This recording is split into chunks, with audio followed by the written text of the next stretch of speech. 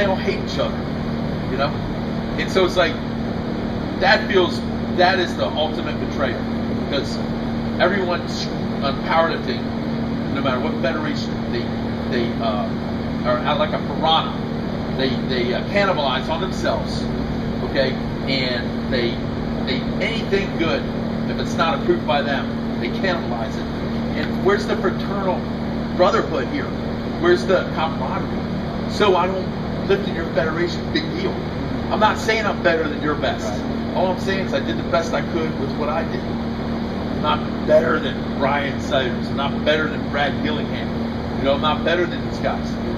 All I am is another one of them in my field. That's all. Yeah. You know, why can't we all get together? Yeah. Well, you Remember the Rodney King thing? Yeah. Why can't we all just get along? It was the million. I mean, of all the, you know, he's uneducated, he's a criminal, and he had one saying came out of his mouth that was bigger than any marketing firm could possibly come up with. He said in one moment, "Why can't we all just get along?" And there's not one person doesn't know that statement. Oh, absolutely. And you're talking about an uneducated degradant, you know, criminal, came up with that.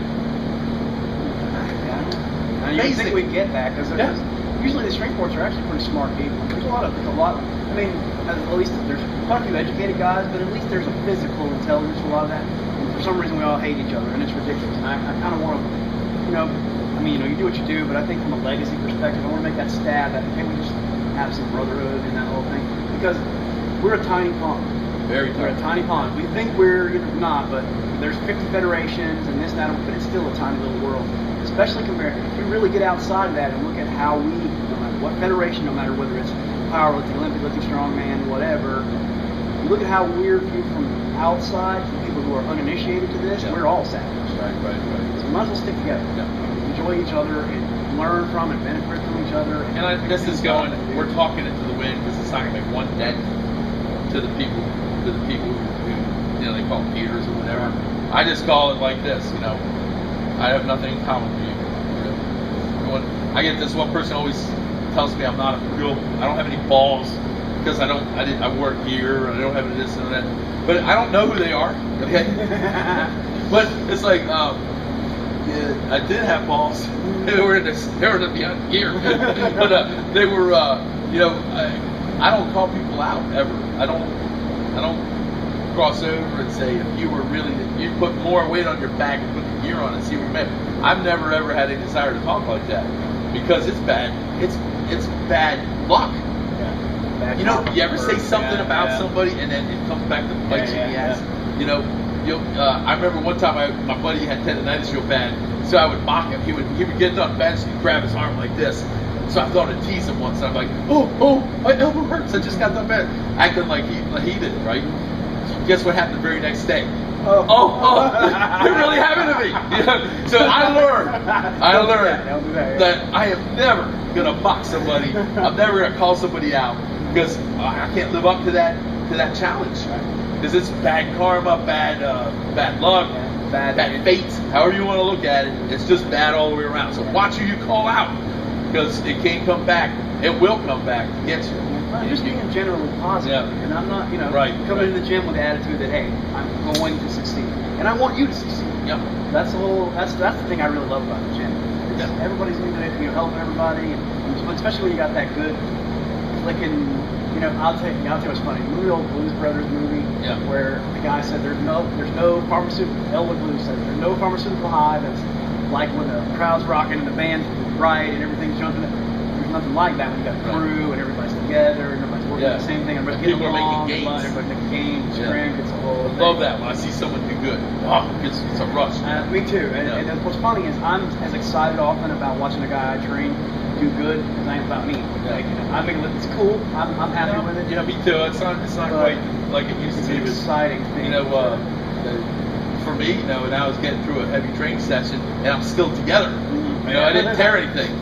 That to me is great. I'm like, this is great. I made it today. I actually walked out of here unscathed. You know, so that to me is success these days. But you know, you're right. Just watching somebody I saw a kid bench 417 because the bar is 57.5. That's why we have a goofy number. So he benched 417 for the first time. Just turned 18. I thought that was awesome. You know, brought it down perfect. high school kid. I thought it was great. I mean, how many times have you heard a high school kid bench 400 pounds? Not that many. You hear her say, but realistically, it's about, you hear about it all the time. It's about 1 out of 10 stories are true. So because I've been around a long time and I have not seen many high school kids bench 400 pounds. I have seen it with my own eyes, but I have not seen it many times. I've seen them break 300, and that's about it. And I went on tours at the high schools last year, and I could barely get anybody to bench over 300 pounds. And we'd give them a slingshot, and they couldn't get 300 pounds. Wow. And this is the day when all high schools have gyms.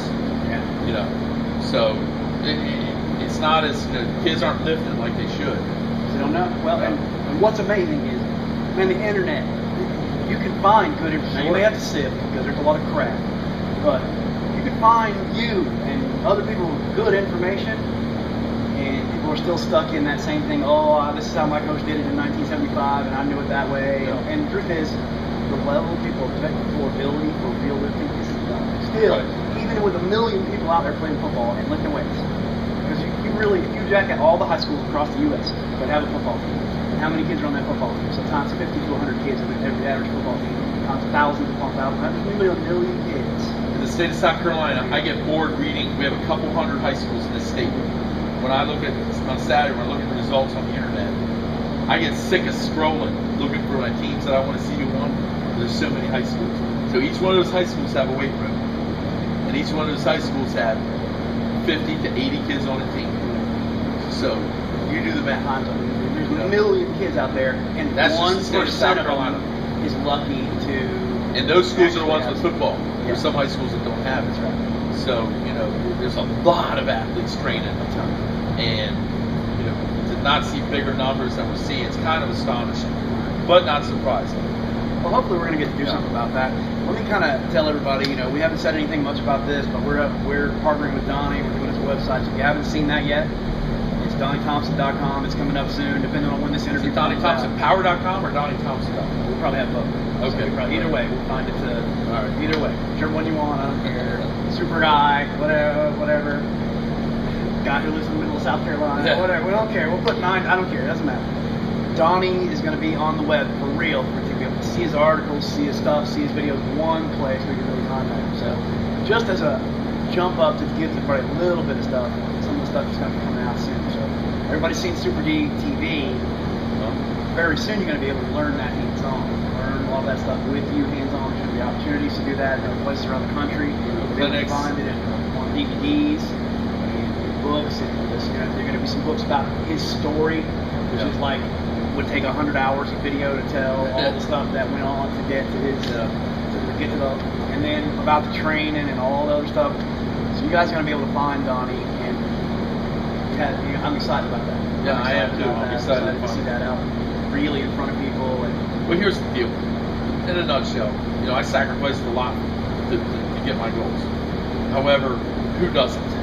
All right. So that isn't a special story in itself, but when you find a kindred spirit, you're like, oh man, that's what I did.